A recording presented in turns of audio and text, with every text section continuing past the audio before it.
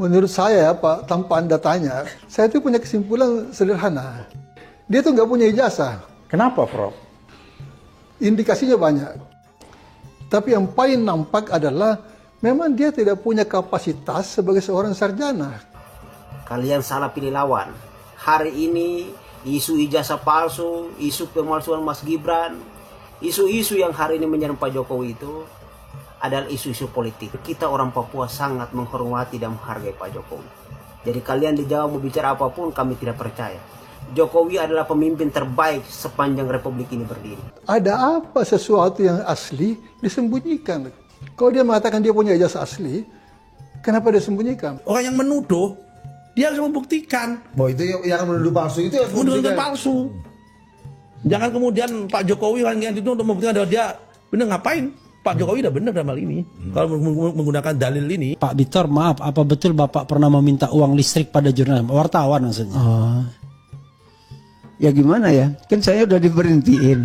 Saya pun punya beban bayar listrik kan. Bayar listrik aja, nggak minta macam-macam. Jadi seperti kemarin minta sama teman saya minta dibantu untuk kegiatan. Ya kan dibantu. Nah, ikhlas. Nah kalau sekiranya ada yang membantu bayar listrik macam Pak Rifki Harun bantu listrik, ya alhamdulillah gitu. Tapi kalau kita nggak sebut, orang nggak tahu bahwa kita belum bayar listrik. Tiba-tiba dicabut sama PLN.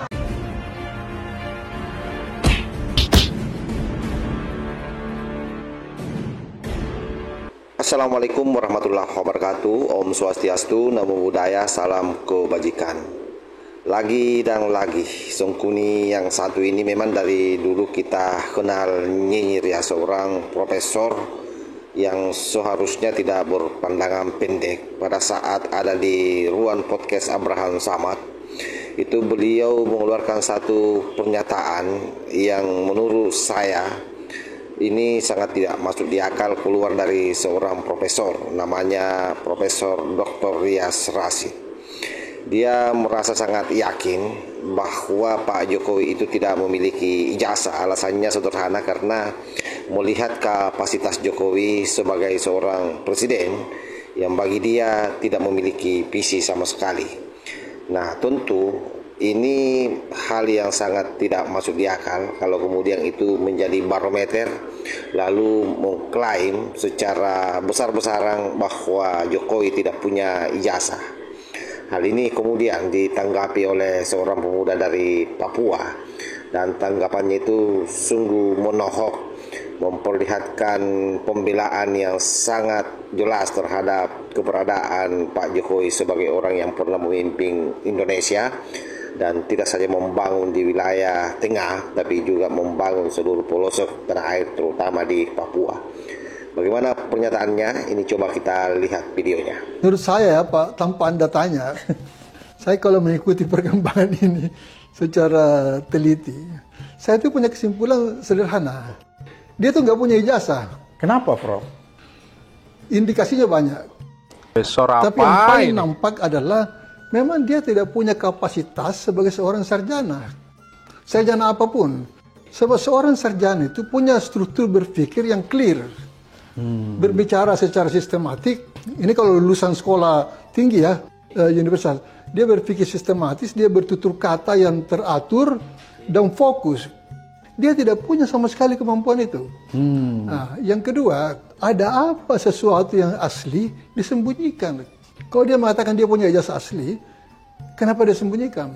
Era Jokowi versus era Prabowo. Mantap, Pace.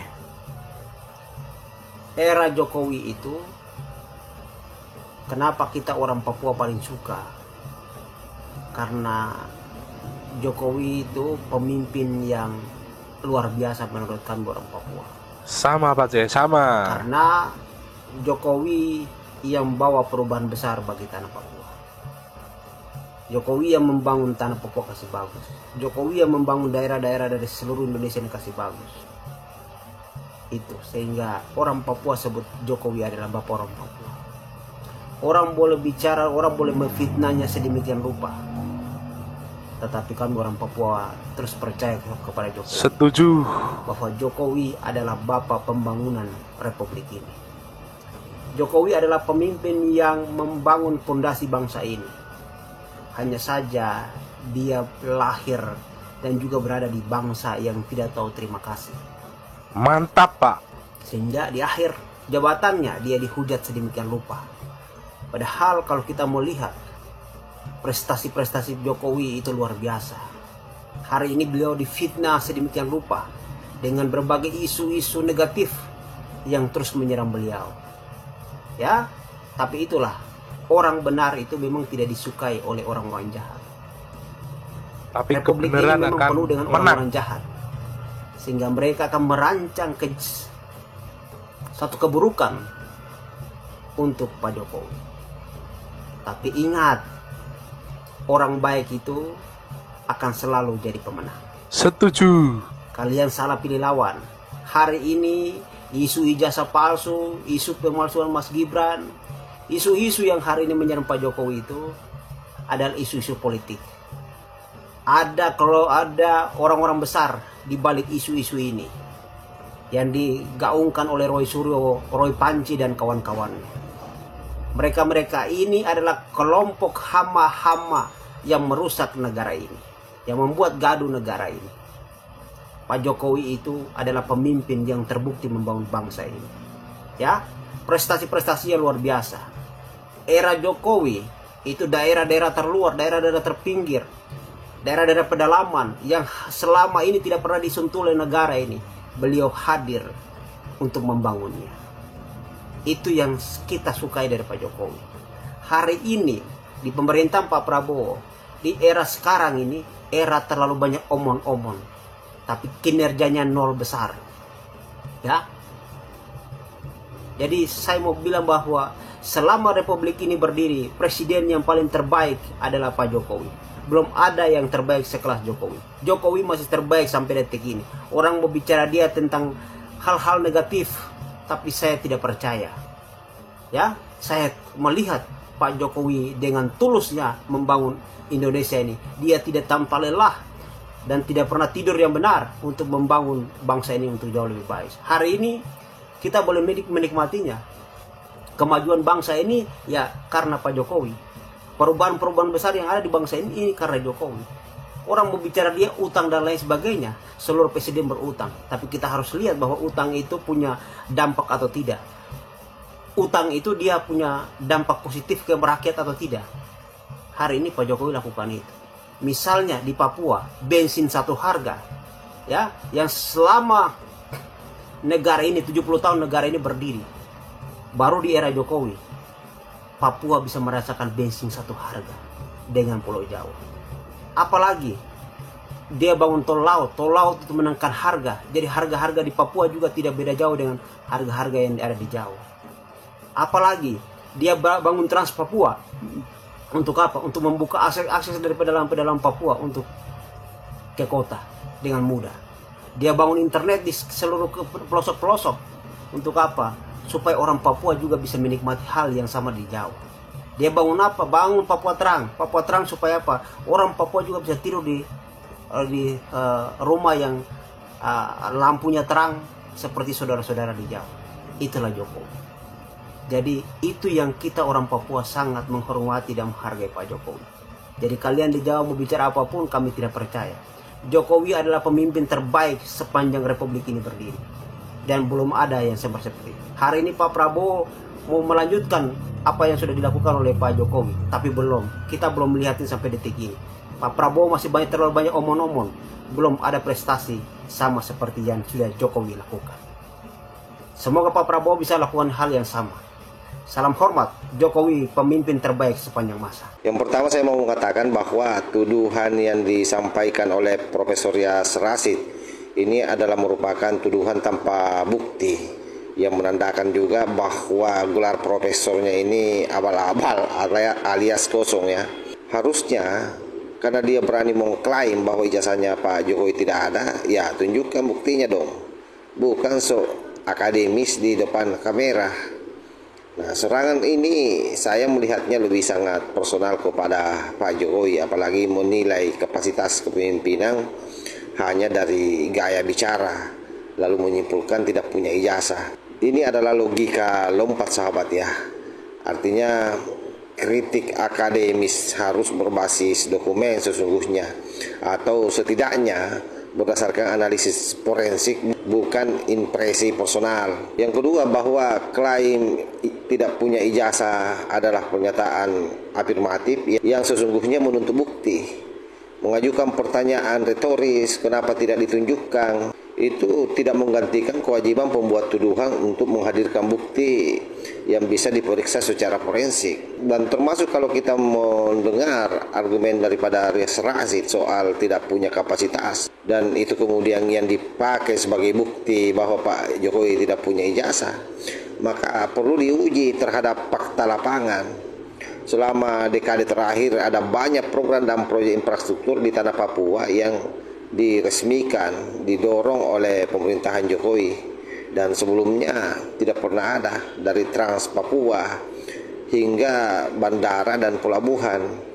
Ini menjadi bukti konkret kerja pemerintah. Jadi seharusnya kalau Pak Prof. Rashid berani mengatakan bahwa Pak Jokowi tidak memiliki kapasitas, ya harus diuji berdasarkan data, bukan berdasarkan cemoohan seperti yang dilakukan oleh Pak Aries Rashid ini. Pak Aries Rashid mungkin tidak pernah berpikir, sahabat, bahwa etika akademik itu harus memiliki tanggung jawab terhadap publik. Seorang profesor yang berbicara ke publik, meminjam kredibilitas akademik, itu berarti standar pembuktian yang lebih tinggi. Jadi bukan opini Pak Aries ya, yang sifatnya spekulatif. Karena bagi saya Anda hanya menyulut keraguan publik sesungguhnya tanpa rujukan data forensik, dan sangat merendahkan etika keilmuan sebagai seorang akademisi.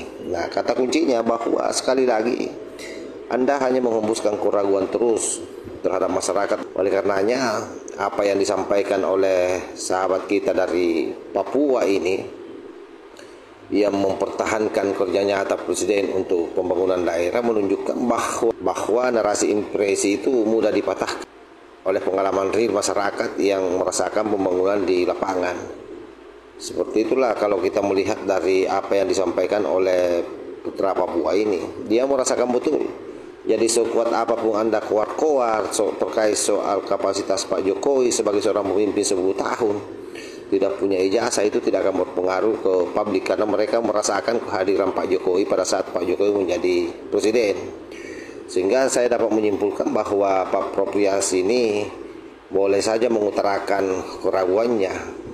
Artinya itu adalah hak beliau, tapi pernyataan akademis di ruang publik sesungguhnya harus dipertanggungjawabkan dengan bukti, bukan dengan impresi.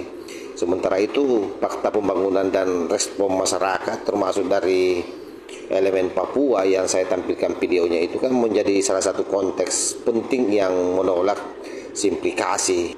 Kerja nyata di lapangan tidak bisa digantikan oleh spekulasi yang disampaikan oleh mereka semua ini, terutama yang disampaikan Pak Aries Rashid.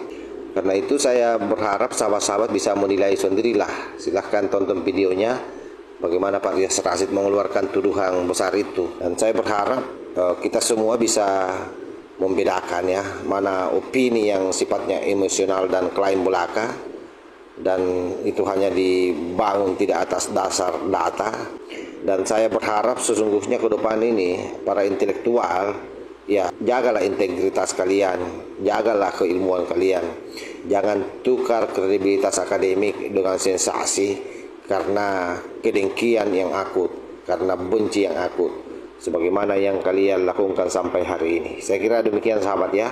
Wallahul muwaffiq ila aqwamit thoriq. Wassalamualaikum warahmatullahi wabarakatuh.